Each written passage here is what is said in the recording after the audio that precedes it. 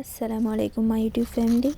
আজকে আমি এরকম ক্রিসপি স্প্রিং রোল তৈরি করে দেখাবো। আজকে আমি দুই ধরনের স্প্রিং রোল তৈরি করব, ভেজিটেবল স্প্রিং রোল ও চিকেন স্প্রিং রোল। প্রথমে প্যানে পেঁয়াজ ও মরিচ কুচি দিয়ে দিলাম।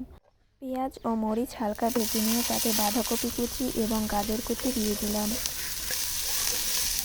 হালকা ভাজা হয়ে গেলে এতে 1 চা চামচ লবণ এবং হাফ চা চামচ জিরা গুঁড়া দিয়ে দিব।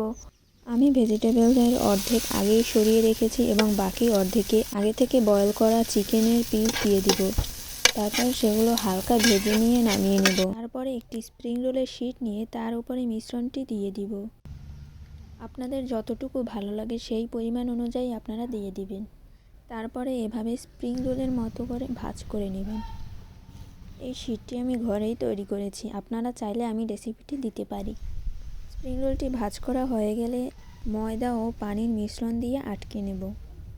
এভাবে করে আমি সবগুলো স্প্রিং রোল তৈরি করে নিলাম।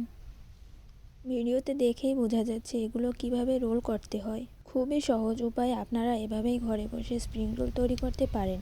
এগুলো চাইলে আপনারা রমজানের জন্য ফ্রোজেন করে রাখতে পারেন। রমজানের জন্য এগুলো পারফেক্ট রেসিপি হবে। এখন আমি এগুলো একটি একটি করে ভেজে নেব। এগুলো গোল্ডেন ব্রাউন করে ভেজে নেব। হালকা আঁচে এগুলো ভাজতে হবে, না হলে ওপরের অংশে রং এসে যাবে এবং ভিতরের অংশ কাঁচাই রয়ে যাবে।